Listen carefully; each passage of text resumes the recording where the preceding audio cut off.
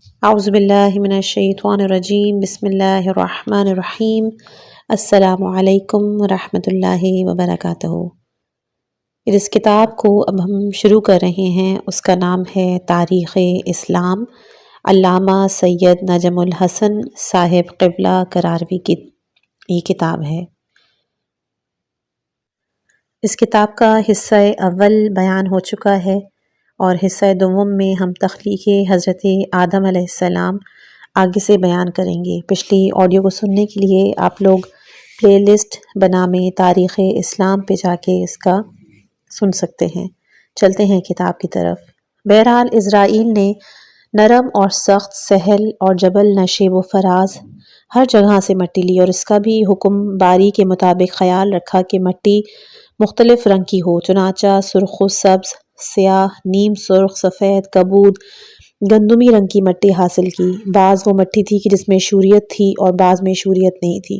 یہاں تک بھی بیان ہوا ہے کہ سر کے لیے مقام کعبہ کی مٹی، گردن کے لیے بیت المقدس کی مٹی، ہاتھ اور پاؤں کے لیے مغرب و مشرق کی مٹی۔ اسی طرح ایک روایت میں حضرت امام جعفر صادق علیہ السلام سے منقول ہے کہ آپ نے فرمایا کہ جب اسرائیل زمین کے مختلف اطراف سے مختلف قسم اور مختلف رنگ کی مٹی لا چکے تو خداوند عالم نے جمعے کے اول ساعت میں جبرائیل کو حکم دیا کہ 7ویں آسمان سے لے کر آسمان اول تک کی مٹی سے ایک ایک مٹھی لاؤ، اور زمین ہفتم سے زمین بالا تک مٹی سے ایک ایک مٹھی مٹی لے آؤ اور پھر سب کو ملا دو۔ چنانچہ جبرائیل علیہ السلام نے ایسا ہی کیا۔ یہ مٹی کہ جو آسمانوں سے لائی گئی تھی، خدا نے اس سے رسول، نبی، ائمہ، اوصیاء، صدیقین، شہداء، صالحین، مومنین، سعادت مند لوگوں کی پیدائش کی بنیاد قائم کی، اور اس مخصوص قسم کی مٹی سے کہ جو زمین کے مخصوص طبقے سے لائی گئی تھی، کچھ خاص قسم کے بنی آدم پیدا کرنے کا بندوبست کیا گیا، یعنی ان مٹیوں کو اجزائے بدن آدم قرار دے کر ان کی تخلیق کی بنیاد ڈالی۔ ایک روایت میں ہے کہ مختلف قسم کی مٹی اور مختلف رنگ کی مٹی سے آدم کی تعمیر ہی کا نتیجہ ہے کہ مختلف مزاج اور مختلف رنگ کے لوگ پیدا ہوتے ہیں۔ الغرض مٹی فراہم کرنے کے بعد فرشتوں نے اسے ایک مقام پہ جمع کیا اور اس کے گوندنے کا بندوبست کیا۔ یہاں پر بھی ایک سوال پیدا ہوتا ہے کہ زمین سے جو مٹی لائی گئی اسے کس مقام پہ جمع کیا؟ مورخین کا بیان ہے کہ یہ مٹی مکہ اور طائف کے درمیان زمین پر جمع کی گئی، لیکن میرے نزدیک یہ بالکل غلط ہے۔ میرا تاریخی استنباط یہ کہتا ہے کہ مٹی آسمان اول پر جمع کی گئی تھی، اور وہیں حضرت آدم کا پتلا تیار ہوا، اور وہیں صلب آدم میں نور محمدی صلی اللہ علیہ وآلہ وسلم داخل کیا گیا۔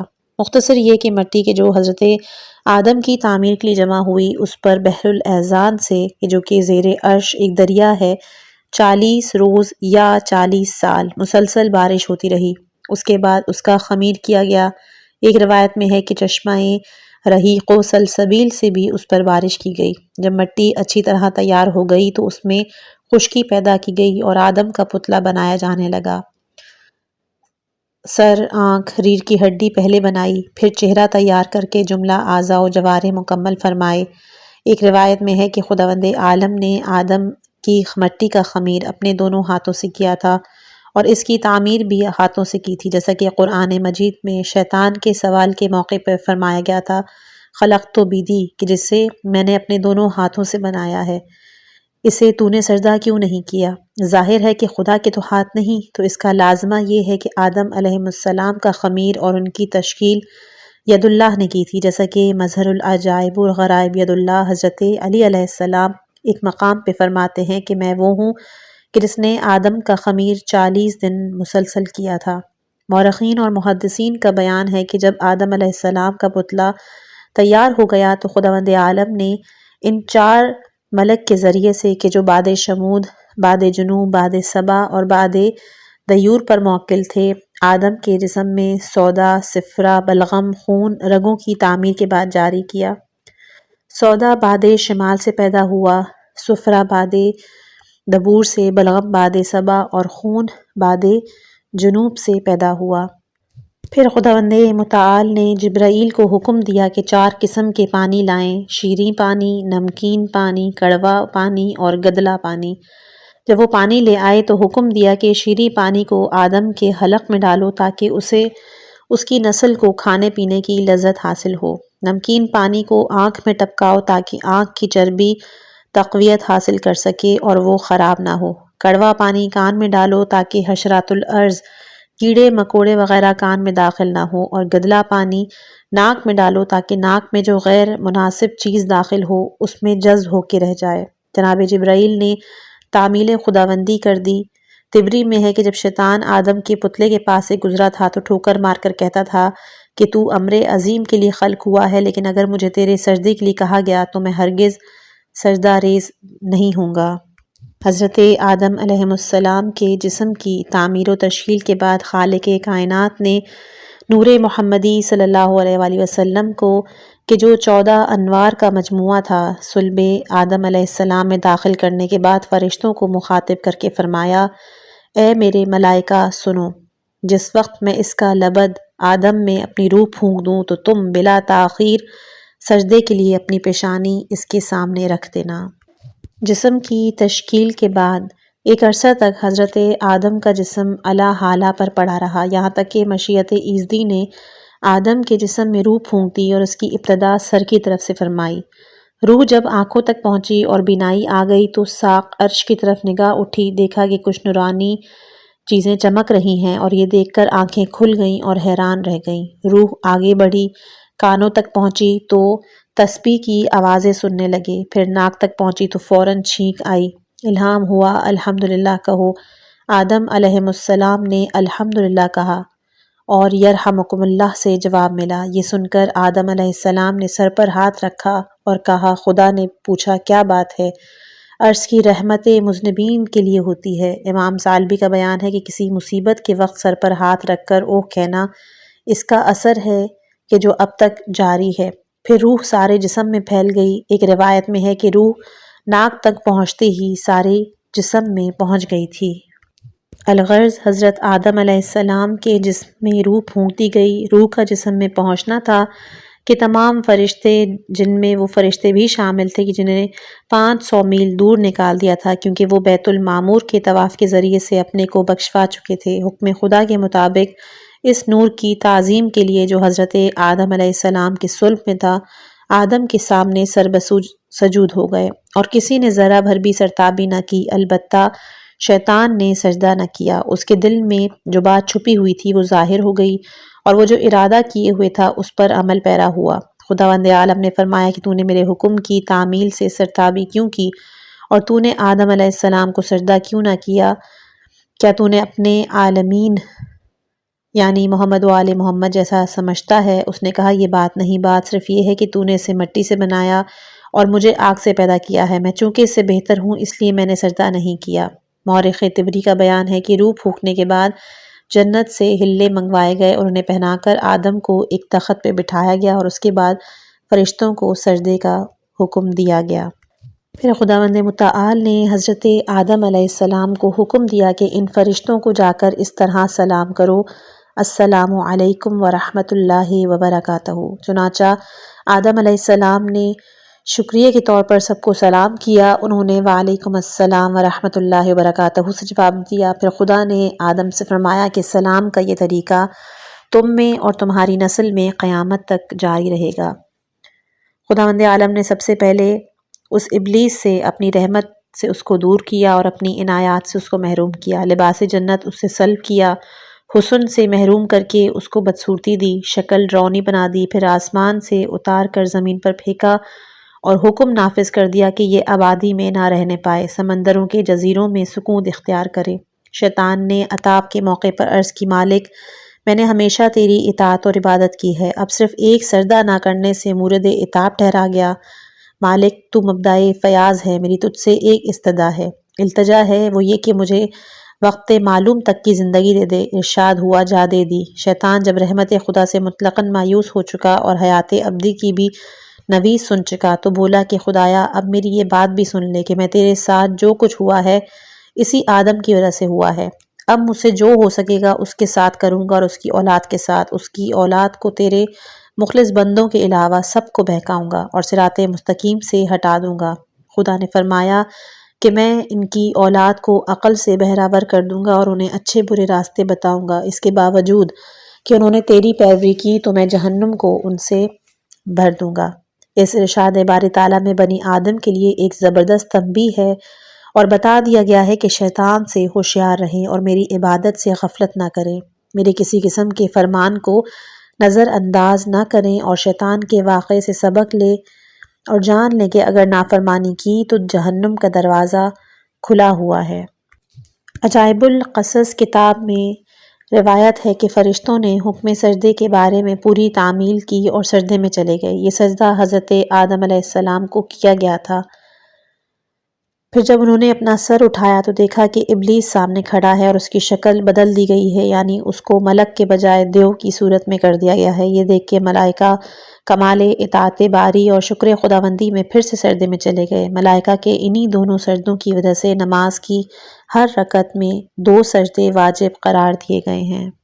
شرعی نقطۂ نظر سے دراصل یہ سجدہ خدا کے لیے تھا اور آدم کی اس وقت حیثیت ایک قبلے جیسی تھی، یعنی کہ حضرت آدم علیہ السلام کو سجدہ تعظیمی و تحیاتی تھا، جیسے کہ یوسف علیہ السلام کے بھائیوں نے یوسف کا سجدہ مصر میں کیا تھا۔ چونکہ حضرت آدم علیہ السلام کے صلب میں نور محمد و آل محمد تھا جو یقیناً تمام ملائکہ سے افضل ہے، لہٰذا خدا نے ملائکہ کو حکم سجدہ دے کر ان کی عظمت کو ظاہر کیا، یعنی سجدہ جو کیا وہ اسی نور کے لیے تعظیم کرام، خدا کے لیے عبودیت اور آدم کے لیے طاعتاً تھا۔ اس وجہ سے سجدے کو کروایا گیا تھا۔ اس کے بعد خالق عالم نے فرشتوں کو قائل کرنے کے لیے اور غلط فہمی دور کرنے کے لیے حضرت آدم علیہ السلام کا امتحان لیا اور حضرت آدم کو پہلے ہی علوم سے بہرہ کر دیا تھا، کیونکہ وہ خلافت کے لیے بنائے گئے تھے اور خلافت کی اعلیٰ شرط کمال علمی ہے۔ فرشتوں کو ان علوم سے تعلق نہیں تھا کیونکہ وہ اس مقصد کے لیے پیدا نہیں ہیں۔ ان کا کام عبادت کرنا کہ جس مقصد کے لیے معمور کر دیے جائیں وہ ہوتا ہے۔ قرآن مجید میں ہے کہ خداوند عالم نے تمام اسماء آدم علیہ السلام کو تعلیم کیے، پھر ان کو ملائکہ کے سامنے پیش کر کے کہا کہ ان کے نام بتاؤ اگر تم سچے ہو اور یہ سمجھتے ہو کہ خلافت عرضی کے تم سزاوار ہو۔ فرشتوں نے عرض کی کہ مالک ہم تو وہی کچھ جانتے ہیں جو کہ تو نے ہمیں بتایا ہے۔ پھر آدم علیہ السلام سے فرمایا کہ ان کے نام تم بتاؤ۔ آدم نے فر سب کے نام لے دیے۔ اس طرح آدم علیہ السلام کی افضلیت فرشتوں پر ثابت ہو گئی۔ ایک اور روایت میں ہے کہ حضرت آدم علیہ السلام نے دنیا کی ان تمام زبانوں میں اشباح کے ناموں کو بتایا کہ جو آسمانوں پر رائج تھی اور دنیا میں قیامت تک رائج ہوں گی۔ خالق عالم نے حضرت آدم علیہ السلام کو جمیع کائنات کی جملہ مخلوقات کے اسماء تعلیم کیے تھے، جن میں انبیاء، اوصیاء، اولیاء، صالحین، شہداء، فرشتے، جن، آسمان، زمین اور ان میں بسنے والی تمام مخلوقات، تمام انواع و اجناس، تمام اشیاء، تمام موجودات، غرض کہ جو چیزیں بھی پیدا ہو چکی ہیں اور جو قیامت تک پیدا ہونے والی ہیں، ان سب کے اسماء شامل تھے۔ مورخین کا بیان ہے کہ جب حضرت آدم علیہ السلام کو سجدہ بھی کیا جا چکا اور وہ امتحان میں بھی کامیابی حاصل کر چکے تو پھر انہیں جنت میں داخل کر دیا گیا۔ حضرت آدم جنت میں سکون اختیار کرنے کے بعد ایک ہمنشین کے خواہش مند ہوئے۔ اسی دوران میں انہیں نیند آ گئی۔ یہ محو خواب تھے کہ خالق عالم نے ان کی بچی ہوئی مٹی سے جناب حوا کو پیدا کر کے ان کے دونوں پیروں کے درمیان فروکش کر دیا۔ حضرت جعفر صادق علیہ السلام کا ارشاد ہے کہ آدم کے دونوں پیروں کے درمیان حوا کو اس لیے جنم دیا گیا کہ عورتیں مردوں کے تابع رہیں۔ حضرت آدم علیہ السلام جب خواب سے بیدار ہوئے، انہوں نے اپنے جنس کی ایک ایسی مخلوق کو کہ جو ان سے زیادہ خوبصورت اور نازک اندام تھی اپنے قریب پایا تو پوچھا کہ تم کون ہو؟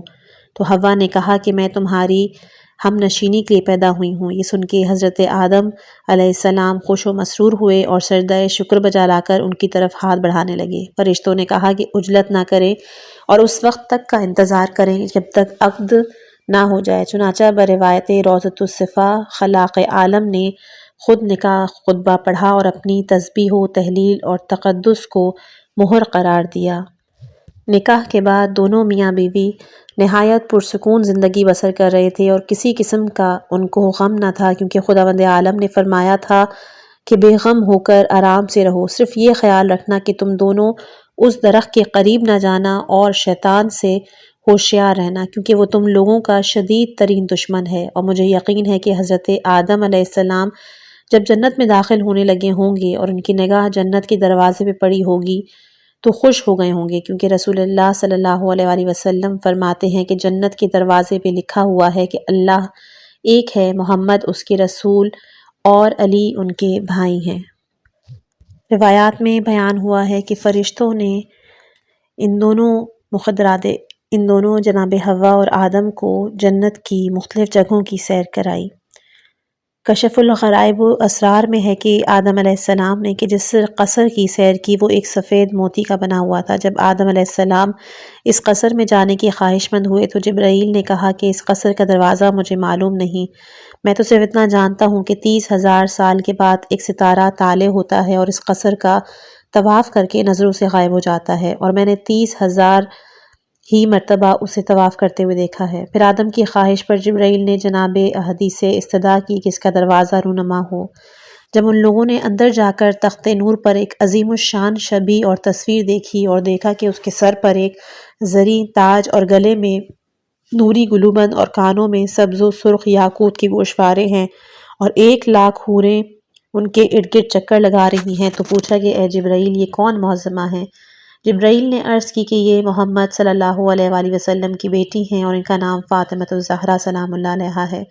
ان کے سر کے اوپر جو تاج ہے وہ ان کے پدر بزرگوار ہیں، ان کے طوق گلو ان کے شوہر علی ابن ابی طالب علیہ السلام ہیں، اور ان کے دونوں گوشوارے ان کے فرزند حسن و حسین علیہم السلام مراد ہیں۔ آدم نے پوچھا کہ ان دونوں گوشواروں کے رنگ میں فرق کیوں ہے؟ تو جبرائیل نے کہا کہ سب رنگ سے زہر کی طرف اور سرخ رنگ سے خون کی طرف اشارہ ہے۔ اے آدم علیہ السلام، ان کے دونوں فرزند اسلام کے لیے شہید کیے جائیں گے، ایک کو زہر دیا جائے گا اور دوسرے کو کربلا کے تپتے ہوئے بن میں 3 دن کا بھوکا و پیاسا شہید کیا جائے گا۔ یہ سن کے حضرت آدم رونے لگے اور روتے روتے بے ہوش ہو گئے، پھر انہیں فرشتے ہوش میں لائے۔ مورخین کا جیسا کہ بیان ہے کہ آدم و حوا جنت میں بہت ہی آرام سے رہ رہے تھے، لیکن شیطان چونکہ مردود ہو چکا تھا اور جنت سے نکالا جا چکا تھا، اسے معلوم تھا کہ آدم جنت میں ہے، لہٰذا اپنے حسد اور بغض کی وجہ سے وہ مسلسل کوشش کرتا رہا جنت میں داخلے کی، اور اسی مقصد کے لیے وہ یہ چال چلا کہ سب سے پہلے جنت کے دروازے کے قریب مصلاِ عبادت بچھایا اور اس پر 100 سال تک عبادت کرتا رہا۔ جب جنت کے دربانوں پر اپنی عبادت کا اثر کر چکا تو ایک دن طاؤس یعنی مور کے پاس گیا کہ جو جنت کا خازن تھا، اور بروایت روضۃ الصفا یہ کہا کہ ہم تم سے پہلے ایک دوسرے پر عطوفت و مہربانی کرتے چلے آئے ہیں، اب مجھے تیری امداد کی ضرورت پڑ گئی ہے، براہ کرم میری گزارش مان لے اور مجھے اپنے پروں میں چھپا کے جنت میں لے جا تاکہ میں اپنے دیرینہ دشمن آدم کو یہاں سے نکلوا سکوں۔ طاؤس نے جواب دیا کہ میں ایسا نہیں کر سکتا، کیونکہ رضوان جنت مجھ پر نگران ہے، اگر اسے معلوم ہو گیا تو میری خیر نہیں، میں تو معذور ہوں، البتہ تم کو ایک ایسے کارآمد کارندے کی طرف بھیج دیتا ہوں جو تمہیں کامیابی کی منزل تک پہنچا دے گا۔ اس نے کہا مجھے تو کام سے کام ہے، وہ کسی ذریعے سے ہو۔ اس کے بعد شیطان کو سانپ تک پہنچا دیا اور اسے حالات سے آگاہ کر دیا۔ شیطان نے سانپ پر اپنی افسوں گری میں کامیابی حاصل کی اور اس سے کہا کہ اپنا منہ کھول دو تاکہ میں تمہارے منہ میں بیٹھ کر داخل جنت ہو جاؤں۔ سانپ نے ایسا ہی کیا اور شیطان جنت میں پہنچ گیا۔ علامہ عبدالواحد اس مقام پر لکھتے ہیں کہ شیطان نے طاؤس اور مار دونوں کو خوبصورت مار دی اور انہیں بہکا کر آدم و حوا کو مار کھلا دی۔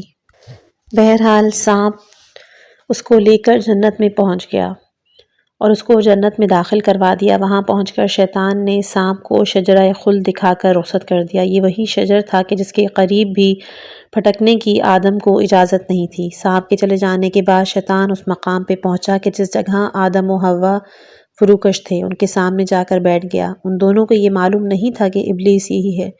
شیطان نے ان کے سامنے بیٹھ کر رونا شروع کیا اور اس درد کے ساتھ رویا کہ آدم و حوا بھی رونے لگے۔ پھر آدم نے پوچھا تو کیوں روتا ہے؟ اس نے کہا کہ میں تم پر رو رہا ہوں، مجھے اس کا افسوس ہے کہ تم دونوں عنقریب مر جاؤ گے، متفرق ہو جاؤ گے اور تمہارا یہ جاہ و حشم تباہ و برباد ہو جائے گا۔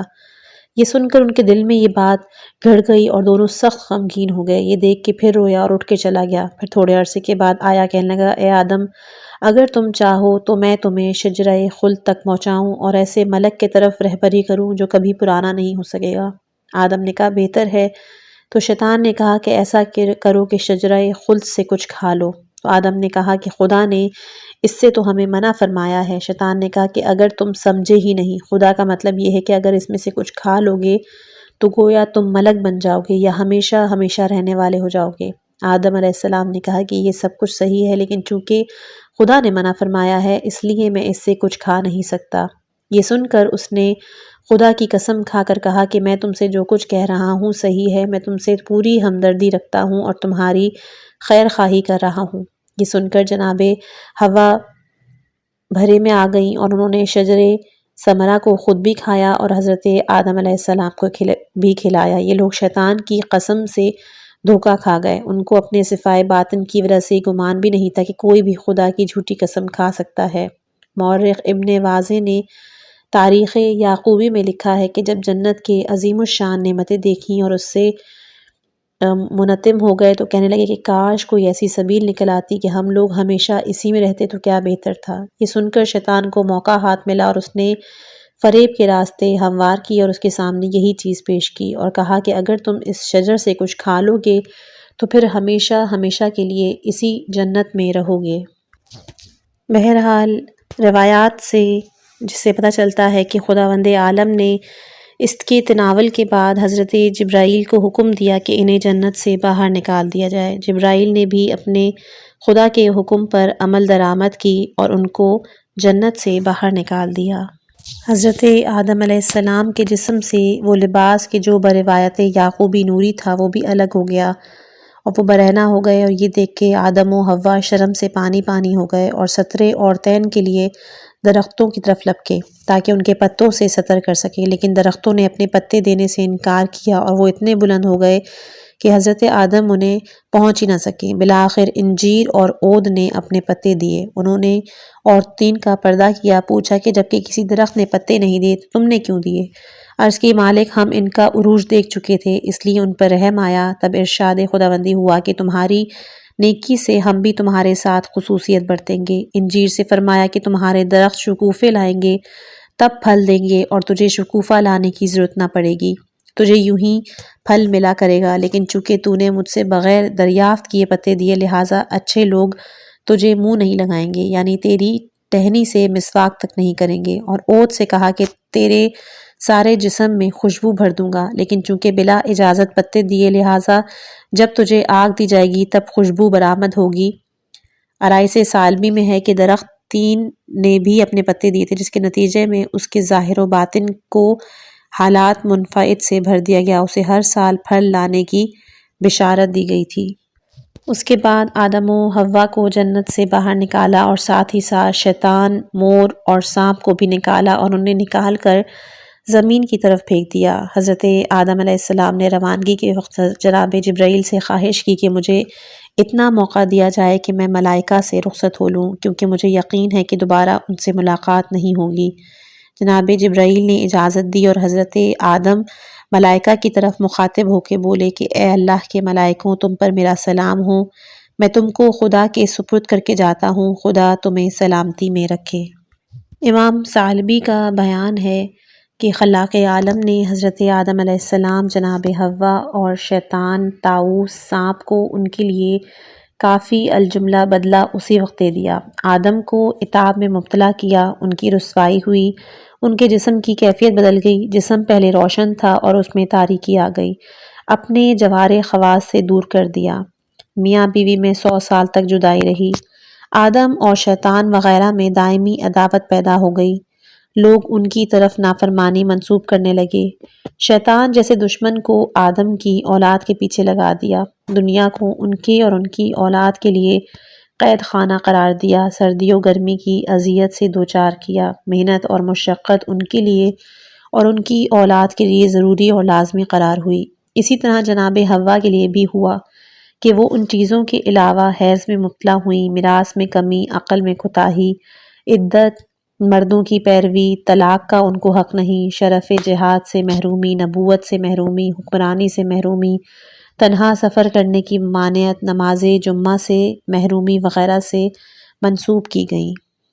شیطان کو خداوند متعال نے 10 چیزوں سے معطوف فرمایا، اس کی سلطنت چھین لی، اسے زمین و سما دنیا کی حکومت سے معزول کیا، اپنے جوار رحمت سے نکال پھینکا، اس کی صورت مسخ کر دی، ملک کی شکل سے اسے شیطان کی صورت میں مبتلا کیا، اس کا نام بدل دیا، عزازیل سے ابلیس کر دیا، بدبختوں کا سردار بنایا، ملعون قرار دیا، جوہر معرفت اس سے سلب کر لیا، اس کے لیے توبہ کا دروازہ بند کر دیا، اسے خیر اور رحم دلی سے محروم کر دیا اور اسے دوزخیوں کا خطیب بنا دیا۔ اسی طرح طاؤس یعنی مور کو بھی معطوف فرمایا، پہلے اس کی 600 خوبصورت پر تھے، سب نوش ڈالے اور بہت تھوڑے چھوڑ دیے، پیروں کو انتہائی بدصورت بنا دیا کیونکہ وہ انہی پیروں سے سانپ مک جا کر اس نے آدم کے اخراج میں شیطان کی مدد کی تھی۔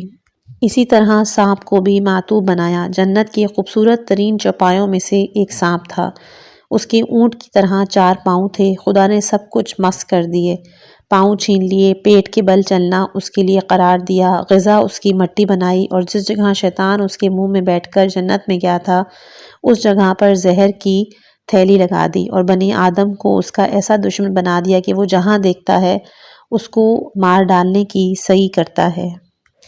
الغرض جب جناب جبرائیل نے حضرت آدم علیہ السلام کو زمین کی طرف روانہ کرنا چاہا تو آدم علیہ السلام نے پوچھا کہ زمین پر میرا نگہبان کون ہوگا؟ تو حضرت جبرائیل نے کہا کہ اب تو زمین پر آپ کے علاوہ کوئی نہیں کہ جس نے آپ کو جنت سے نکلوایا ہے۔ یہ سن کے حضرت آدم بہت رنجیدہ ہوئے، کہا اے جبرائیل میرے لیے بہت بڑی مصیبت ہے کہ زمین پر میرا کوئی ہمدم نہ ہو۔ مختصر یہ کہ آدم و حوا، شیطان و طاؤس اور سانپ زمین پر اتر آئے۔ حضرت آدم کو ہند پر اتارا گیا، جناب حوا جدہ میں اتری، طاؤس حبشہ میں اترا، سانپ اصفہان میں اور شیطان بصرہ میں۔ روایات میں اگرچہ مقام حبوط میں ہر ایک کا اختلاف ہے لیکن شیطان کے بارے میں یہاں پر سب سے زیادہ اختلاف پایا جاتا ہے۔ باب 4 حضرت آدم و حوا کی آسمان سے روانگی اور زمین پر رسیدگی۔ حضرت آدم علیہ السلام اور جناب حوا 6 گھنٹے جنت میں گزار کر کہ جو اس دنیا کے حساب سے 500 سال ہوتے ہیں، جنت کی درختوں کے پتوں میں لپٹے ہوئے حضرت جبرائیل کے ہمراہ ہوا میں اڑتے ہوئے، بروایت طبری ماہ نیسان میں یوم جمعہ بساعت ہفتم اور بروایت یعقوبی بساعت نہم بروایت مجلسی 25 ذیقعد کو زمین پر پہنچے۔ حضرت جبرائیل علیہ السلام جب جناب حوا کو جدہ میں اور جناب آدم کو سوہ سرندیب پر پہنچا کے واپس جانے لگے تو حضرت آدم سخت پریشان ہوئے اور انہوں نے وہاں پر رونا شروع کر دیا اور کہا کہ مجھے بھی یار و مددگار چھوڑ کے کہاں جا رہے ہو؟ تب حضرت جبرائیل علیہ السلام نے کہا کہ میں تو تعمیل حکم خداوندی سے مجبور ہوں اور میرا فوراً واپس جانا ضروری ہے۔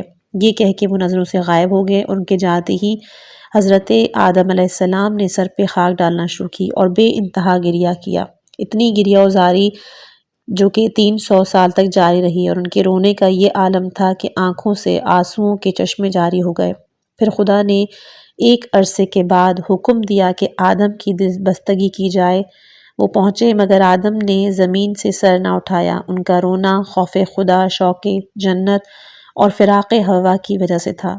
یہاں پر عام حضرات یہ سوال کرتے ہیں کہ حضرت آدم علیہ السلام کو جبکہ زمین کے لیے پیدا کیا گیا تھا تو پھر انہیں جنت میں رکھا کیوں اور پھر نکالا کیوں؟ اس کے متعلق عرض یہ ہے کہ انہیں ایک مدت معین کے لیے محض آرام اور سیر جنت وغیرہ کی خاطر جنت میں رکھا گیا، لیکن انہوں نے ترک اولیٰ کر کے اپنے کو اخراج کا مستحق بنایا، جس کی وجہ سے وہ قبل از وقت خارج کر دیے گئے۔ اس مقام پر امام اہل سنت علامہ ابن اسحاق نے لکھا ہے کہ ان کے صلب میں ایک ایسا بدترین شخص تھا کہ جو خلافت و ولایت کا کسی طرح مستحق نہ تھا اور وہ اس قابل بھی نہ تھا کہ اسے صلبی حالت میں جنت میں رکھا جائے، اس لیے آدم کو جنت سے قبل از وقت نکال دیا۔ پھر وہ زمین پر پہنچے اور صلب سے وہ شخص نکل گیا تو آدم کو وفات کے بعد ہمیشہ کے لیے جنت میں داخل کر دیا گیا۔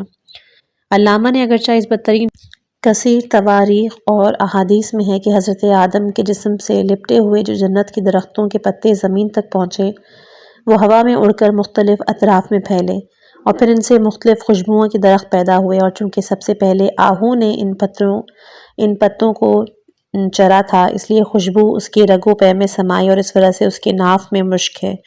حضرت آدم چونکہ ہندوستان میں اترے تھے، اس لیے ان کے جسم سے جنت کے درختوں کے پتے چھوٹ کر زیادہ تر وہیں گرے اور وہاں پر خوشبو کے درختوں کی اچھی خاصی فراوانی ہے۔ حضرت آدم محو گریہ تھے اور اسی گریے کے ہوتے ہوئے رات آ گئی۔ چونکہ انہوں نے رات کبھی دیکھی نہیں تھی، اس لیے سخت حیران اور پریشان ہوئے اور ساری رات جاگتے رہے۔ علامہ عبد الواحد لکھتے ہیں کہ آدم کی اس شب بیداری کی وجہ سے ان کی اولاد پہ شب بیداری کرنا اور نوحوزاری میں اپنے کو رکھنا سنت قرار دیا گیا ہے۔ البتہ حضرت آدم علیہ السلام رات بھر روتے رہے، اشکوں سے منہ دھوتے رہے، یہاں تک کہ صبح ہو گئی۔ صبح ہونے کے ساتھ ہی جبرائیل کا نزول ہوا۔ انہوں نے حضرت آدم علیہ السلام سے فرمایا کہ 2 رکعت نماز ادا کرو، 1 رکعت رات کے گزر جانے کی خوشی میں اور دوسری رکعت صبح آنے کے شکرانے میں۔ چنانچہ آدم علیہ السلام نے 2 رکعت نماز ادا کی اور یہی وجہ ہے کہ ان کی اولاد پر نماز صبح 2 رکعت واجب کی گئی ہے۔ حضرت آدم علیہ السلام نے نماز صبح کی بنیاد ڈالی اور حضرت ابراہیم علیہ السلام نے نماز ظہر کی اساس قائم کی۔ قرآن مجید اور تفاسیر میں ہے کہ حضرت ابراہیم علیہ السلام نے حکم خدا سے اپنے بیٹے اسماعیل علیہ السلام کو ذبح کرنے کے لیے زمین پر لٹایا اور ان کے گلے پر چھری رکھی۔ جس وقت آپ نے اپنی آنکھ کی پٹی کھولی اور اپنے بیٹے کو سالم دیکھا، وہ وقت ظہر تھا، آفتاب کو زوال ہو چکا تھا۔ اس وقت آپ نے تعمیل حکم کی توفیق کے شکرانے میں، خدا کی طرف سے تعمیل حکم کی تصدیق کے شکرانے میں اور تصدیق کے سلسلے میں جو آواز آسمان سے آئی تھی، اس کے شکرانے میں 4 فدیہ جانے کے شکرانے میں 4 رکعت نماز ادا کی۔ حضرت یونس علیہ السلام جب شکم ماہی میں پہنچے اور ان کو لیے ہوئے مچھلی پانی میں چکر لگانے لگی تو انہوں نے لا الہ الا انت سبحانک انی کنت من الظالمین کا ورد شروع کیا۔ خدا نے شکم ماہی کو شیشے کی طرح شفاف کر دیا اور وہ عجائبات بحر اور جانور آبی کو دیکھنے لگے۔ پھر جب حکم خدا سے وہ پانی سے باہر آئے تو وہ وقت عصر کا تھا۔ انہوں نے تاریکی راہ، تاریکی لغزش، تاریکی آب، تاریکی شکم سے نجات پانے کے شکریہ میں 4 رکعت نماز ادا کی۔ حضرت عیسیٰ جب بغیر باپ کے پیدا ہوئے تو لوگوں نے پہلے تو ماں پہ الزام لگایا، پھر کچھ عرصے کے بعد انہیں ابن اللہ کہنے لگے، پھر ان کے خدا کا درجہ دینے لگے۔ جس وقت جناب مریم اور عیسیٰ کو ستایا وہ مغرب کا وقت تھا۔ حضرت عیسیٰ نے دفع الزام ربوبیت کے لیے، اپنی ماں کی طرف سے شکرانہ ولادت کے لیے اور اقرار وحدانیت اور اثباتیت توحید کے لیے 3 رکعت نماز ادا کی تھی۔ حضرت موسیٰ اپنے سسر جناب شعیب علیہ السلام کی وفات کے بعد کہ جب عازم وطن ہوئے تو راستہ میں رات آ گئی۔ اس رات کو باد و بارہ بھی تھا اور رعد برق کی چمک بھی تھی۔ تو اس وقت حضرت موسیٰ علیہ السلام 4 غموں میں مبتلا تھے: غم عیال، غم فرزند، غم برادر اور غم دشمنی۔ تو آواز آئی کہ اے موسیٰ، گھبراؤ نہیں اور کسی قسم کا غم نہ کرو، میں موجود ہوں اور میں تمہیں ہر غم سے نجات دلاؤں گا۔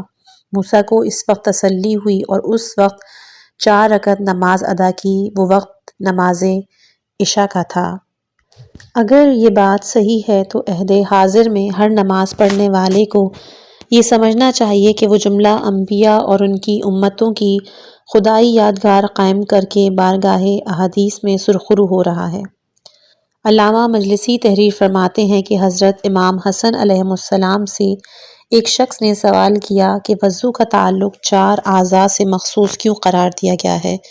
تو آپ نے فرمایا کہ حضرت آدم علیہ السلام کے گندم کھانے کا تعلق منہ، ہاتھ اور پاؤں سے ہے۔ جب گندم کھا چکے اور کپڑے بدن سے اتر گئے تو سر پر داہنا ہاتھ رکھ کے روئے تھے، اس لیے انہیں اعضاء کو قیامت تک کے لیے ان کی اولاد پر وضو کے لیے استعمال کو واجب قرار دیا گیا ہے۔ حضرت آدم کے اس دنیائے مادے میں آنے کے بعد یہاں کی آب و ہوا، فضا اور مادی تاثرات سے متاثر ہونا لابلدی ہے۔ حتیٰ کہ وہ 300 سال تک مسلسل روتے رہے، لیکن اس کے دوران میں مادی تاثرات رونما ہوئے۔ اب انہیں کھانا، کپڑا اور دیگر اسباب معیشت کی احتیاج بھی محسوس ہوئی۔ 40 شبانہ روز بھوکے رہے، پھر ان کے جسم میں کھجلی اور پیٹ میں بھوک محسوس ہوئی جسے وہ سمجھ نہیں پا رہے تھے کہ اتنے میں جبرائیل علیہ السلام آئے۔ پوچھا، کہو آدم کیسی گزری؟ کہا، جیسی گزری وہ تو گزری، اب یہ بتاؤ کہ جسم کے ظاہر و باطن میں جو ایک بے چینی پائی جاتی ہے اور ایسا معلوم ہوتا ہے کہ جسم کے اندر اور باہر ذرات دوڑ رہے ہیں، یہ کیا ہے؟ تو حضرت جبرائیل نے کہا کہ جسم کے اندر جو کیفیت محسوس ہو رہی ہے وہ بھوک ہے، اور جسم کے باہر جو کچھ معلوم ہو رہا ہے اسے کھجلی کہتے ہیں۔ پوچھا پھر اس کا علاج؟ تو جبرائیل علیہ السلام نے کہا کہ میں واپس جاتا ہوں اور ابھی لوٹ کے بتاتا ہوں۔ جبرائیل واپس آئے اور بروایت امام سالبی دوبیل لوہا اور کچھ آلات اور آگ حضرت آدم کے حوالے کیے۔ آگ جب آدم علیہ السلام کے ہاتھ پہ رکھی گئی تو اس نے ہاتھ کو اذیت دی۔ آدم نے جبرائیل سے شکایت کی، جبرائیل نے آگ کو ہدایت کی اور اطاعت کے لیے کہا۔ اس نے کہا کہ میں ان کی اطاعت نہیں کروں گی چونکہ جہنم سے لائی گئی ہوں، اور جہنم ان کی اولاد کے گنہگاروں کے لیے بنائی ہے، اس لیے مجھے جو چھوئے گا میں اس کو جلا دوں گی۔ جناب جبرائیل نے اسے لوہا اور پتھر میں سمو کر قید کیا۔ یہی وجہ ہے کہ جب پتھر سے پتھر ٹکراتا ہے اور لوہے سے لوہا رگڑتا ہے تو آگ نکلتی ہے۔ پھر گندم کے 3 دانے لائے، 2 آدم کے لیے 1 حوا کے واسطے۔ یہی وجہ ہے کہ میراث میں مرد کا دوہرا اور عورت کا اکہرا حصہ ہوتا ہے۔ اس کے بعد آدم کے ہاتھوں حل تیار کروایا۔ آدم علیہ السلام نے پوچھا کہ یہ سب کیا ہے اور ہمارے کس کام آئے گا؟ تو جبرائیل نے کہا کہ اسی سے تمہاری بھوک کا علاج ہوگا۔ حل بنوانے کے بعد جوتنا سکھایا، پھر بونا بتایا، پھر اسے صاف کرنے کی تعلیم دی، پھر 2 پتھروں کے ذریعے سے پیسنا بتایا، پھر آٹا گوندھنا بتایا، اس کے بعد تنور کی ترکیب بتائی، روٹی پکانا سکھایا، کھانا بتایا۔ جب انہوں نے روٹی کھائی تو معدے میں ایک کیفیت پیدا ہوئی جسے سمجھ نہیں سکے یہ کیا ہے۔ جبرائیل سے پوچھا، انہوں نے کہا کہ اسے پیاز کہتے ہیں۔ پوچھا اسے کیوں کر دور کیا جائے؟ تو جبرائیل نے ایک کدال لا کر دیا، کہا اسے زمین کھودو۔ جب کھودا تو پانی نکلا، اسے پی لو۔ جب پیا تو تسکین ہوئی۔ تھوڑی دیر کے بعد غذا نے پیٹ میں ہیجان پیدا کیا اور تحلیل کے بعد فضلے کے اخراج کی ضرورت محسوس ہوئی۔ جبرائیل نے ایک ملک کے ذریعے سے اخراج کا راستہ بتایا۔ جب ناک میں بو گئی تو رو پڑے اور 70 سال تک روتے رہے۔ انہیں خیال آ گیا کہ اگر ترک اولا نہ کرتے تو جنت سے نکالے نہ جاتے اور ان مسائب میں بھی مبتلا نہ ہوتے۔ ایک روایت میں ہے کہ خداوند عالم نے آدم کے ہمراہ 30 قسم کے پھل ارسال کیے تھے، جن میں سیب، انار، انگور، اخروٹ، بادام، عناب، کھجور، شہتوت، تین اور امرود کو نمایاں حیثیت ہے۔ ایک روایت میں ہے کہ حضرت آدم کے ہمراہ کچھ دوا میں بھی ارسال کیا، جیسے زیتون اور حلیلہ۔ حلیلہ، بلیلہ اور آملہ ان پھلوں کے نام ہیں کہ جن کے درخت آدم کے آنسوؤں سے پیدا ہوئے، اور ایک روایت میں ہے کہ سونا بھی جنت سے ہی بھیجا گیا تھا۔ حضرت آدم علیہ السلام اور بیوی حوا نے 300 سال رونے اور زاری کرنے کے بعد رحمت خداوندی کی توجہ کا استحقاق حاصل کیا، اور وہ مدت تک آنسوؤں کی لڑی اور ابر ندامت کی جھڑی میں توبہ و استغفار کرتے رہے، اور بالآخر دریائے رحمت جوش میں آیا اور آب مغفرت خروش میں آیا۔ ذات باری نے ترس کھایا اور رحمت الہی نے رحم کیا۔ الہام ہوا، اے آدم، اب ان لفظوں کے واسطے سے دعائے مغفرت کرو کہ جن کے نام ساق عرش پہ لکھے ہوئے ہیں اور جن کے اشباہ تمہیں دکھائے جا چکے ہیں، جن کے انوار تمہارے صلب میں ودیعت ہیں۔ وہ نام ہیں محمد، علی، فاطمہ، حسن، حسین۔ حضرت آدم نے فوراً ہاتھ اٹھا کے دعا کی، اللہم بحق محمد و علی و فاطمہ والحسن والحسین، کہ خدایا تجھے محمد و علی و فاطمہ، حسن و حسین کا واسطہ ہے کہ مجھے بخش دے اور میری کھوئی ہوئی عزت مجھے پھر لوٹا دے۔ ارشاد خداوندی ہوا، اے آدم، میں نے تمہیں بخشا اور تمہاری توبہ قبول کر لی اور تم کو پھر تمہاری کرامتوں سے بہرہ کر دیا۔ خداوند عالم کے بتائے ہوئے کلمات کے واسطے سے حضرت آدم علیہ السلام کی توبہ تو قبول ہو گئی، اور اس عظیم شرف پر انتہائی مسرور بھی ہوئے، اور ہونا بھی چاہیے تھا، یہاں تک کہ مدتوں مسرت کے آنسو بھی بہاتے رہے، لیکن اس کے باوجود ان کے دل سے ناراضی باری، فراق جنت اور جدائی جناب حوا کے غم کے بادل نہیں چھٹے۔ تو خداوند عالم نے آدم سے فرمایا کہ اے آدم، ہم نے تم کو پیدا کیا، ہم نے تم کو فرشتوں کے مقابلے میں سرفراز کیا، تم کو جنت میں رکھا، اب تمہاری ترک اولا کو بھی معاف کیا ہے اور تمہاری توبہ بھی قبول کی، آخر کیوں رنجیدہ ہو؟ تو عرض کی کہ مالک، اپنے کیے کا جو بدلہ پا چکا ہوں، رنج و غم برداشت کر چکا ہوں، اس کی تلخی اثرات دل سے نہیں جاتے۔ ارشاد ہوا، مکے جا کر کعبے کا طواف کرو، دل مطمئن ہو جائے گا اور روح سکون پائے گی۔ پھر جبرائیل کو حکم دیا کہ آدم کو مکے لے جا کر انہیں میرے گھر کا طواف کراؤ۔ حضرت آدم حضرت جبرائیل کے ہمراہ مکے پہنچے، اس گھر کا طواف کیا کہ جو خیمے کی صورت میں مقام بیت پر نصب تھا۔ ایک روایت میں ہے کہ حضرت آدم کو جبرائیل پیادہ لے کے گئے تھے اور جہاں جہاں ان کے قدم پڑتے سبزہ لہلہانے لگتا اور ریت کا میدان گلزار بن جاتا۔ ایک روایت میں ہے کہ خدا نے مقام بیت پر ایک یاقوت سرخ کا ایک ایسا گھر بنایا تھا کہ جس میں نور کی قندیلیں آویزاں تھیں اور اس کے 2 دروازے تھے، ایک شرقی اور ایک غربی، اور اس کے اوپر ایک خیمہ زبرجد سبز کا نصب تھا جس کی تنابیں سونے کی تھیں۔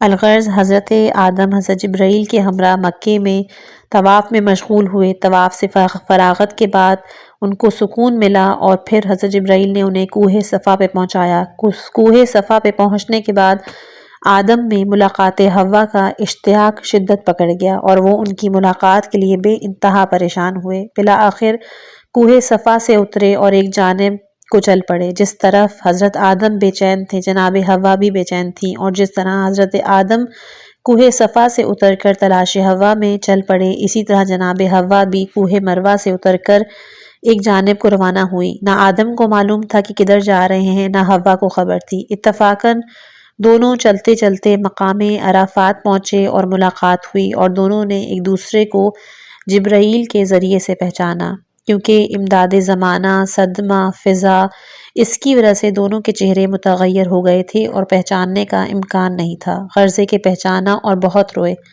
مقام تعارف کو عرفات اور یوں ملاقات و تعارف کو یوم عرفہ کہا گیا ہے۔ روایات میں ایک اور چیز وارد ہوئی ہے کہ حضرت آدم اپنے ہمراہ جنت سے ایک پتھر لائے تھے کہ جس کا نام حجر اسود ہے۔ وہ حجر اسود کو اپنے کندھوں پر اٹھا کر لائے تھے، اور جب وہ تھک جاتے تو جبرائیل اٹھا لیتے۔ اس کے بعد حضرت جبرائیل نے حضرت آدم علیہ السلام کو مناسک حج بتائے، حج کرنے کا طریقہ سمجھایا۔ حضرت آدم حج کرنے کے لیے آگے بڑھے تو شیطان آڑے آیا اور بہکانے کی سعی کی۔ حضرت جبرائیل نے آدم سے فرمایا کہ اسے پتھر مارو۔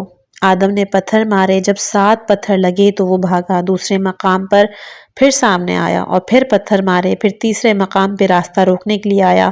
آپ نے پتھر مارے اور جب 7 پتھر اس کے لگے تو وہ بھاگ کھڑا ہوا۔ یہی وجہ ہے کہ حج میں رمی جمرات کیے جاتے ہیں اور اس کے بعد طواف النساء واجب قرار دیا گیا ہے۔ جو طواف النساء نہ کرے اس کی عورت اس پر حج کے بعد حلال نہیں ہوتی۔ ایک روایت میں ہے کہ حج کے سلسلے میں جب آدم علیہ السلام مقام منا پر پہنچے تو جبرائیل نے کہا کہ مغفرت کی تمنا کرو، چنانچہ انہوں نے ایسا ہی کیا اور دعا کی۔ یہی وجہ ہے کہ اس غیر موسوم جگہ کا نام منا رکھ دیا گیا۔ اس کے بعد حضرت آدم وہاں کے بہت زیادہ مکے کی گرمی کی وجہ سے خدا سے اجازت لے کر دوبارہ ہندوستان جانے کی ٹھانی، اور روایات میں ہے کہ حضرت آدم نے ہندوستان سے 40 حج پیادہ کیے ہیں۔ مورخ طبری حضرت امیر المومنین علیہ السلام کے حوالے سے لکھتے ہیں کہ جب کعبہ بنایا جا چکا تو جبرائیل نے ایک آواز بلند کی، اے دنیا کے لوگوں، تم پر حج واجب کیا گیا ہے۔ اس آواز کا بلند ہونا تھا کہ پشتے صلب آدم سے پیدا ہونے والے مسلمانوں نے صلب آدم سے ہی جبرائیل کی آواز پر آواز دی، لبیک اللہم لبیک، لبیک لا شریک لک الحمد والنعمت لک لبیک لا شریک لک۔ یہی وجہ ہے کہ ان جملوں کو حج کا اہم جز قرار دیا گیا ہے۔ پھر خانہ کعبہ کے حج سے فراغت کے بعد آدم کو کوہ سرندیب پر واپس لے آئے اور جناب حوا بھی ان کے ہمراہ تھیں۔ حضرت آدم تعمیر کعبہ سے قبل تعمیر خانے سے ناواقف تھے، لہٰذا انہوں نے سرندیب کے پہلے قیام میں ایک درخت کو اپنا محافظ قرار دے کر اس کے سائے میں سکون اختیار کیا۔ یہ وہی درخت ہے کہ جس سے بعد میں حضرت موسیٰ کا عصا بنا تھا۔ ایک روایت میں ہے کہ یہ درخت اس لکڑی سے اگا تھا کہ جو حضرت آدم اپنی مسواک کے طور پر جنت سے لے کر آئے تھے۔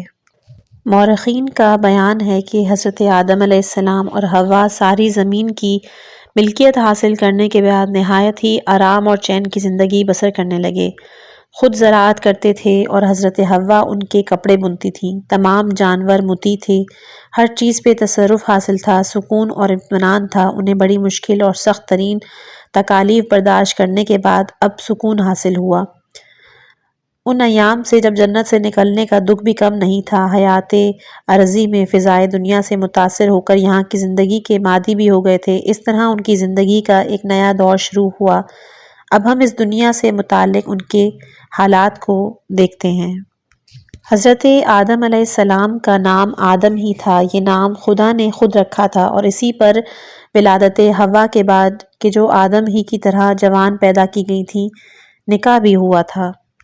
حوا کا نام بھی حوا ہے، اور یہ نام بھی خدا نے ہی رکھا۔ قرآن مجید میں ان دونوں کا تذکرہ بھی انہی ناموں سے مرقوم ہوا ہے۔ کثیر مورخین نے یہ تحریر کیا ہے کہ حضرت آدم علیہ السلام کا لقب خلیفۃ اللہ اور صفی اللہ تھا۔ آپ کی کنیت ابو البشر اور ابو محمد تھی۔ حضرت آدم کا قد بروایت علامہ مجلسی 60 ہاتھ یعنی 30 گز اور جناب حوا کا 35 ہاتھ یعنی 17.5 گز تھا۔ حضرت آدم و حوا کا نکاح تو جنت ہی میں ہو چکا تھا، لیکن مقاربت کی نوبت نہیں آئی تھی۔ لیکن روایات سے یہ پتہ چلتا ہے کہ جب انہوں نے حج کیا تھا تو اس کی فراغت کے بعد جب وہ مقام سرندیب واپس آئے تھے تب یہ والا سلسلہ ان کا شروع ہوا تھا۔ الغرض جناب حوا کو حمل ظاہر ہوا اور ان کے بطن سے ایک فرزند پیدا ہوا کہ جس کا نام قابیل رکھا گیا۔ البتہ ایک روایت میں یہ بھی لکھا ہوا ہے کہ شجرہ ممنوعہ سے آدم نے جو گندم کھایا تھا اس کے اجزائے ماوریہ سے اس کا نطفہ پیدا ہوا تھا۔ قابیل کے تھوڑے دنوں کے بعد ایک اور فرزند پیدا ہوا کہ جس کا نام حابیل رکھا گیا۔ ایک روایت میں ہے کہ قابیل کے 5 سال کے بعد جناب حابیل پیدا ہوئے۔ غرض ہے کہ دونوں فرزند پلنے اور بڑھنے لگے یہاں تک کہ جوان ہو گئے۔ ناسخ التواریخ میں ہے کہ آدم کے ہاں ایک لڑکی بھی پیدا ہوئی کہ جس کا نام عناق تھا۔ عام قیاس کی بنا پر وہ لڑکی آدم و حوا کے قد کی کمی سے پہلے پیدا ہوئی تھی اور اس کی شادی ایک دیو یعنی کسی جن سے ہوئی تھی۔ حابیل میں قدرت نے کچھ ایسی صلاحیتیں دی تھی جو کہ قابیل میں نہیں تھی۔ نیک سرشت، لائق، فائق اور اطاعت والدین میں طاق تھے۔ حد درجہ متقی، پرہیزگار، عبادت گزار تھے۔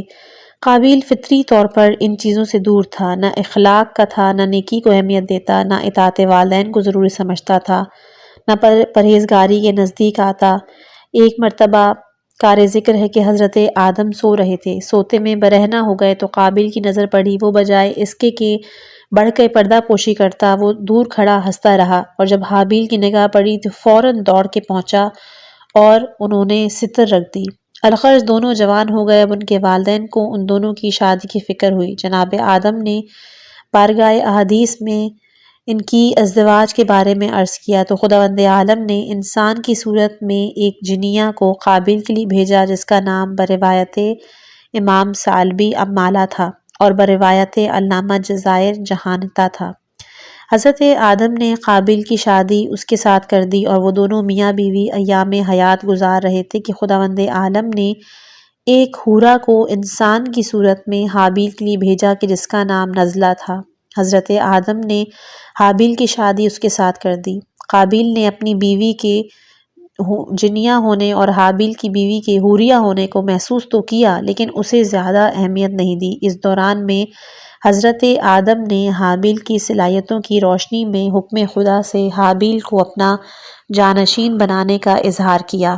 قابیل کو جو ہی یہ ارادہ معلوم ہوا تو بھڑک اٹھا اور آتش زیر پا ہو کر باپ کے پاس گیا اور کہنے لگا کہ آپ نے ایک تو یہ بے انصافی کی کہ مجھے جنیہ عورت دی اور حابیل کو حوریہ، اور اب یہ بڑا ظلم مجھ پر کہ میرے بڑے ہونے کے باوجود مجھے انداز کیا اور اپنا خلیفہ حابیل کو بنانے کا فیصلہ کیا ہے۔ میں اسے کسی حال میں تسلیم نہیں کروں گا۔ پھر بولا، اچھا یہ بتائیے کہ یہ جو کچھ آپ نے اپنی طرف سے کیا ہے یا خدا کا حکم ہے؟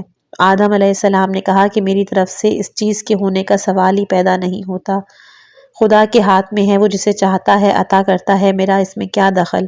پھر خدا نے حضرت آدم کی طرف وحی کی کہ میراث نبوت اور علم کا بندوبست کرو اور یہ چیزیں حابیل کے حوالے کرو۔ چنانچہ انہوں نے حابیل کو جانشین بنایا۔ جب قابیل کو اس کی اطلاع ملی تو وہ آ کر کہنے لگا کہ میں زیادہ حقدار ہوں، آپ نے حابیل کو مجھ سے پہلے چنا ہے، کیوں خلیفہ بنایا؟ آدم نے کہا کہ اے فرزند، اس میں خدا کا ہی فیصلہ ہے۔ تب حضرت آدم نے اس سے فرمایا کہ اگر تم کو غلط فہمی ہے، تم میرے کہنے پر یقین نہیں کرتے، تو پھر تم دونوں بھائی خدا کی بارگاہ میں قربانی کو پیش کرو، جس کی قربانی منظور ہو جائے گی وہی افضل قرار پائے گا۔ قابیل نے قربانی پیش کرنے کی بات مان لی اور ایک دن دونوں نے ایک پہاڑ پر اپنی قربانیاں رکھیں۔ قابیل زراعت کرتا تھا، اس نے روئی قسم کا گندم لا کر پہاڑ پہ رکھا۔ حابیل نے دمبے وغیرہ پالے ہوئے تھے اور انہوں نے بہترین قسم کا دمبا لا کے پہاڑ پہ رکھا۔ اس زمانے میں قربانی قبول ہونے کا طریقہ یہ تھا کہ آسمان سے ایک آگ کا شعلہ آتا تھا اور جس کی قربانی قبول کرنا ہوتی تھی اسے جلا کر خاکستر کر دیتا، جس کو قبول کرنا منظور نہ ہونا تھا وہ جوں کی تو پڑی رہتی۔ غرض کہ قربانی پہاڑ پہ آ گئی اور شعلہ آیا اور اس نے حابیل کے دمبے کو کھا لیا۔ تبری میں ہے کہ یہ قربانی قبول ہونے کا طریقہ عہد بنی اسرائیل تک باقی رہا تھا۔ ارائس ثعلبی میں ہے کہ یہی دمبا بعد میں فدیہ اسماعیل بن کر آیا تھا۔ اس واقعے سے حضرت آدم علیہ السلام مطمئن ہو گئے اور انہیں خیال ہوا کہ قابیل کو اب پورا اطمینان ہو گیا ہوگا، لہٰذا وہ حج بیت اللہ کے لیے روانہ ہوئے۔ حضرت آدم جب حج کو جانے لگے تو انہوں نے آسمان سے کہا کہ میرے بیٹے حابیل کی امانت کے طور پر حفاظت کرنا، تو اس نے انکار کیا۔ پھر زمین سے کہا، اس نے بھی انکار کیا۔ پھر پہاڑوں سے کہا، انہوں نے بھی انکار کیا۔ پھر قابیل سے کہا تو اس نے اپنے مقصد کے تحت اقرار کر لیا۔ اسی طرح آیا انا عرضنا الامانہ میں اشارہ کیا گیا ہے۔ غرض کہ ان کے چلے جانے کے بعد شیطان قابیل کے پاس آیا اور کہنے لگا یہ تو بہت برا ہوا کہ حابیل کی نظر قبول ہو گئی، یہ تو بہت برا ہوا، اب تو یہ ہوگا کہ جب تمہاری نسل بڑھے گی، پروان چلے گی، تو حابیل کی اولاد تمہاری اولاد پہ تفاخر کرے گی اور کہے گی کہ ہم حابیل کی نسل سے ہیں جس کی نظر قبول ہوئی، جو کہ آدم کے خلیفہ تھے، تم اس کی نسل سے ہو جو کہ محروم ہو گیا۔ قابیل نے کہا ہاں یہ تو درست ہے، لیکن اب ہم کیا کریں؟ شیطان نے اس کو ایک صورت بتائی، وہ یہ کہ تم حابیل کو قتل کر ڈالو، جب وہ قتل ہو جائے گا تو ظاہری بات ہے تم ہی خلیفہ اور جانشین بنو گے، کیونکہ اب تو کوئی بچا ہی نہیں۔ قابیل نے کہا کہ یہ رائے آپ کی درست ہے، لیکن مجھے تو یہ نہیں معلوم کہ قتل کیسے کیا جاتا ہے۔ شیطان نے کہا کہ میں ابھی بتا دیتا ہوں۔ چنانچہ اس نے ایک طائر کو پکڑا اور پکڑ کر اسے پتھر پر لٹا دیا اور اس کے سر کو ایک دوسرے پتھر سے کچل دیا۔ قتل کی ترکیب سیکھنے کے بعد قابیل جناب حابیل کے پاس پہنچے اور کہنے لگے کہ میں تمہیں قتل کروں گا۔ حابیل نے پوچھا کہ میں نے تمہاری کیا خطا کی ہے جس کی عوض تم مجھے قتل کرنا چاہتے ہو؟ اس نے کہا تمہیں آدم نے جانشین بنایا اور تمہاری ہی قربانی قبول ہوئی، اس لیے میں تمہیں ضرور قتل کروں گا۔ حابیل نے کہا کہ اس میں میری کیا خطا؟ اس نے کہا تمہاری خطا ہو یا نہ ہو میں تمہیں قتل کروں گا، کیونکہ ایسا نہ کروں تو تمہاری نسل میری اولاد پر تفاخر کرے گی۔ حابیل نے جب یقین کر لیا کہ یہ اس جرم عظیم سے باز نہیں آئے گا تو کہنے لگے کہ بھائی اگر تو مجھے قتل کرنا ہی چاہتا ہے تو کر ڈالو، لیکن میں بتائے دیتا ہوں کہ میری طرف سے اس کے متعلق اقدام نہیں ہوگا اور میں تمہاری طرف قطعاً ہاتھ نہیں بڑھاؤں گا۔ اس کے بعد وہ اپنی جان بچانے کے لیے اپنے گھر سے نکل گئے اور جنگل جنگل مارے مارے پھرتے رہے اور قابیل ان کے تعاقب میں رہا، یہاں تک کہ ایک دن قابیل نے بصرہ کے اس مقام پر کہ جس جگہ جامع مسجد نبی ہے، حابیل کو ایک پتھر پر سوتا ہوا پایا۔ وہ ان کے قریب گیا اور ایک بہت بڑا پتھر اٹھا کر اس غریب کے سر پر دے مارا، سر سے خون بہنے لگا اور جناب حابیل نے تڑپ تڑپ کے دم دے دیا۔ حضرت علی علیہ السلام فرماتے ہیں کہ جس دن حابیل قتل ہوئے وہ آخری چہارشنبے کا دن تھا۔ جناب حابیل علیہ السلام کا قتل ہونا تھا کہ سارے عالم میں تغیرات پیدا ہوئے، آسمان کا رنگ بدلا، سورج کو گہن لگا، سیاہ آندھی چلی، درختوں سے پھل گر پڑے، زمین میں زلزلہ آیا، درختوں میں کانٹے نکل آئے۔ یہ حال دیکھے حضرت آدم نے جناب جبرائیل سے پوچھا کہ ان تغیرات کا کیا سبب ہے؟ مجھے ایسا معلوم ہوتا ہے کہ کوئی امر عظیم حادث ہوا ہے۔ تو حضرت جبرائیل نے کہا کہ اے آدم، تمہارے بڑے بیٹے قابیل نے تمہارے چھوٹے بیٹے حابیل کو قتل کر دیا ہے۔ الغرض بدبخت قابیل جناب حابیل کو قتل کرنے کے بعد ان کے لاش کو چھپانے کی سعی کرتا رہا، لیکن اس کی کچھ سمجھ میں نہیں آ رہا تھا۔ حضرت امام جعفر صادق سے مروی ہے کہ جب حابیل قتل ہو گئے تو پھاڑ کھانے والے جانور نے انہیں گھیر لیا اور سب اس کوشش میں تھے کہ ان کی میت کو اپنی خوراک بنائیں۔ یہ دیکھے قابیل نے اسے پشت پہ لادا اور لاد لاد کے حیران و پریشان 1 سال تک یا بروایت 1 ماہ تک پھرتے رہے کہ کیا کریں، جہاں جاتے درندے ان کے پیچھے پیچھے ہوتے، طاق میں ہوتے۔ الغرض جب عرصہ گزر گیا اور ان کے جسم سے بو پیدا ہو گئی تو خالق عالم نے کرم فرمائی، انہوں نے 2 کووں کو قابیل کے سامنے بھیجا وہ دونوں آئے، آپس میں لڑے، پھر ایک نے دوسرے کو مارا۔ زندہ کوے نے مردہ کوے کو اپنے پنجوں اور چوٹ سے زمین میں گڑھا کھود کے دفن کیا۔ قابیل نے دفن کا جب یہ طریقہ دیکھا تو کہتے ہوئے کہ افسوس ہے کہ میں تو کوے جیسا بھی نہیں، ایک گڑھا کھود کر حابیل کی میت کو دفن کر دیا۔ الغرض کہ حضرت آدم علیہ السلام نے جناب حابیل کی موت پر نہایت ہی پردرد انگیز مرثیہ بھی کہا۔ علامہ نعمت اللہ جزائری بحوالہ حضرت امام محمد باقر علیہ السلام تحریر کرتے ہیں کہ جناب حابیل جس وقت قتل ہوئے ان کی بیوی حاملہ تھی اور ان کے مرنے کے چند دنوں کے بعد فرزند حابیل کی ولادت ہوئی۔ حضرت آدم علیہ السلام چونکہ اپنے مقتول فرزند جناب حابیل کو بہت زیادہ چاہتے تھے، لہٰذا ان کی یاد تازہ رکھنے کے لیے حابیل کے فرزند کا نام بھی حابیل ہی رکھ دیا۔ اکثر روایات میں ہے کہ جناب حابیل جس وقت قتل ہوئے ان کی عمر 20 سال اور قابیل کی عمر 25 سال تھی۔ حضرت آدم علیہ السلام حابیل کے قتل کی وجہ سے بہت زیادہ رنجیدہ رہنے لگے تھے۔ ہر قسم کی لذت کھانے پینے سے رغبت دور ہو گئی تھی، لباس کی فکر نہیں کرتے، آرام کی فکر نہیں کرتے، حتیٰ کہ حضرت آدم 100 سال تک جناب حوا سے بھی دور رہے۔ عرصہ دراز تک حضرت آدم کا جناب حوا سے علیحدہ رہنے کے بعد مشیت ایزدی نے چاہا کہ صلب آدم علیہ السلام سے نور محمدی رحم حوا میں منتقل ہو کر وصایت آدم کی بنیاد قرار پائے، لہٰذا بروایت معارج النبوہ اس کے لیے پھر خاص اہتمام کیا گیا۔ وہ لکھتے ہیں کہ حضرت آدم اور حوا ایک پاکیزہ مقام پہ بیٹھے آپس میں محو گفتگو تھے کہ جنت سے ایک جوئے آب جاری ہو کر ان دونوں کے قریب پہنچا اور اسی کے ساتھ حضرت جبرائیل کثیر فرشتوں کو لے کر آ پہنچے۔ انہوں نے آ کر سلام کیا، السلام علیکہ یا ابا محمد، اے ابو محمد آپ پر سلام۔ تو حضرت آدم نے سلام کا جواب دیا، وعلیکم السلام ورحمۃ اللہ وبرکاتہ۔ اس کے بعد انہوں نے میووں کے طبق پیش کیے اور کہا کہ ان میووں کو تم نے دیکھا ہے؟ حضرت آدم نے کہا کہ اے جبرائیل، ہم نے ان کو جنت میں دیکھا تھا اور میں نے خدا سے تمنا کی تھی کہ مجھے موت آنے سے پہلے اسے کھانے کا موقع ملے۔ جبرائیل نے کہا کہ خلاق عالم نے آج تمہاری تمنا پوری کرنے کا بندوبست کیا ہے، یہ ان میووں کو کھاؤ اور آب بحر سے غسل کر کے حوا کے پاس جاؤ، کیونکہ آج نور محمدی اس صلب سے رحم حوا میں منتقل ہوگا اور تمہاری وحی کی بنیاد پڑے گی۔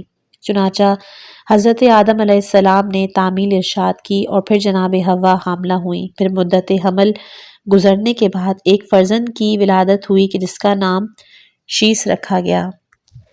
انشاءاللہ کہ آج کی آڈیو یہیں تک کافی ہے۔ حضرت شیس کی ولادت کے بعد حالات کس طرح سے آگے بڑھتے ہیں وہ انشاءاللہ کل کی آڈیو میں حاضر خدمت ہوگا۔ اگر آپ میں سے کوئی بھی اس چینل پہ نیا ہے تو اس میں کافی